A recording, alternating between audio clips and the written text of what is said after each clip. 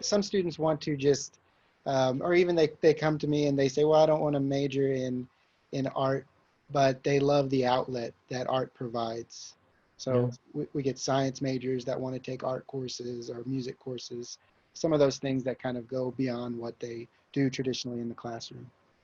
Well, it works the other way as well. I mean, the arts um, are a tool that could be applied in so many ways, and it really speaks to the sciences.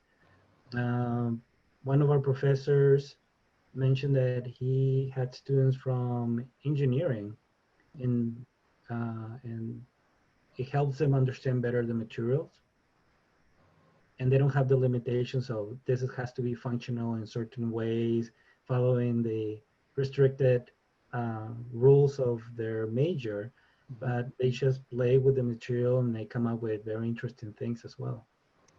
Very true. So, and you were talking a little bit about the arts and medicine project, but you want to elaborate a little bit on that?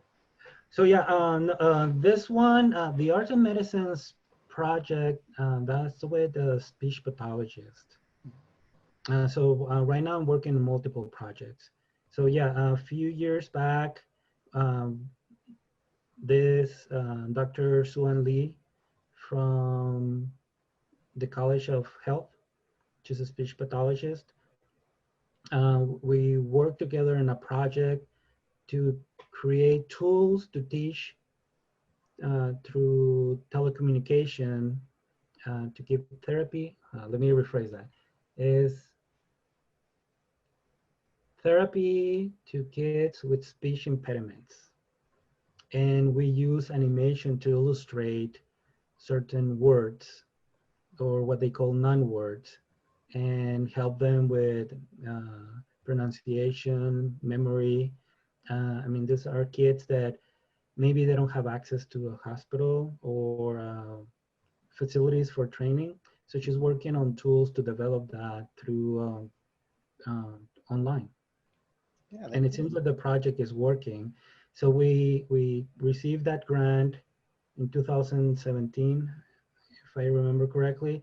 We applied for a different one to continue the research in 2019, last year, and we got that one as well. So the project is evolving. And then that's one. And then the other one, which is animation making as therapy, that's with Dr. Orfila. And we started that project with the Burkhardt Center. We started working with patients with Down's, sorry, not Down syndrome, with autism. mhm. So we've been working with patients with autism from a certain age, early teenagers or young adults. And we use also animation as a way to measure empathy because this is a small aspect that is missing in a lot of patients with autism.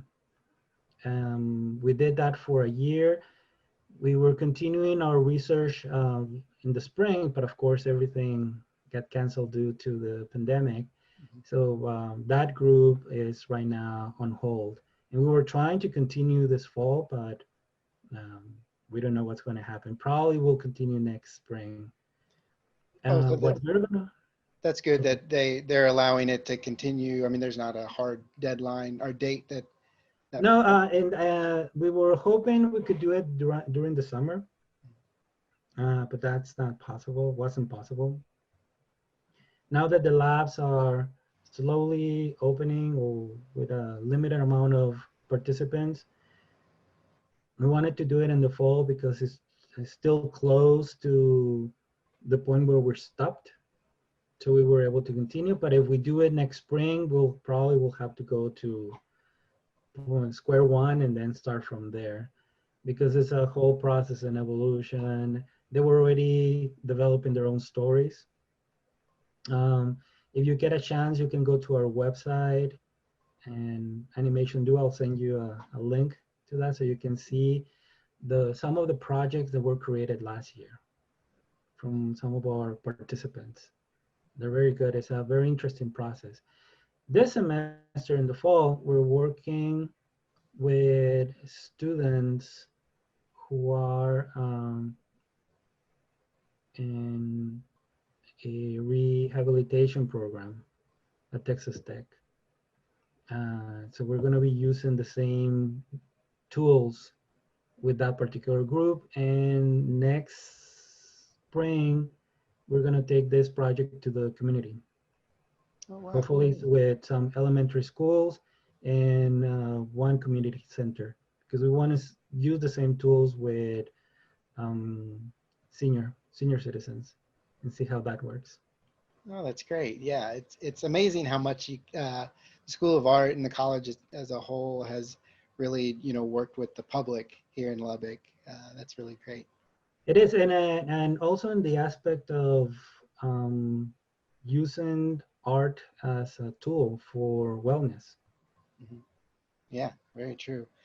And so speaking about some of the work you've done, uh, because I was looking at your background and things like that, and it's really interesting how you've done a lot of social, you've worked a lot of social issues into the work you've done in the past, and so do you want That's the to psychology part. exactly? Yeah. Yeah, that's it's really fascinating, and so how does that come about? Some of those projects you've worked on about immigration and things like that. Sure. So I think what you're talking about is the board games that deal with immigration, Hmm. right? So those games were developed around 2001 after 9/11. And one of the reasons that I thought that talking about the situation of the border was important because you were too young probably to remember, but um, United States closed its borders and to cities that are exactly at the border. They're symbiotic cities. They depend on each other to develop. So that relationship between El Paso and Juarez, which is divided for many months, and it was affecting both cities and the population as well. So one day it will take you probably 45 minutes to cross the border, and then the following day it will take you 4 hours. Mm. Is that how protective the border became? And with reason, of course, that there was a reason why that was happening.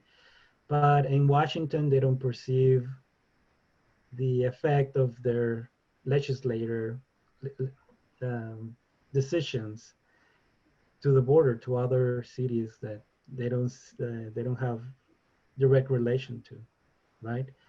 So I was in the middle of the international bridge trying to get to school, and then I started thinking, okay, what tools can we use to talk about the situation right now?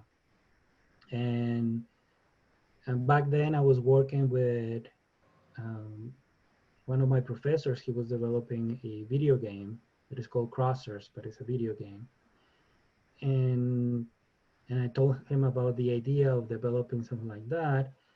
Back then, um, video games are not as sophisticated as today.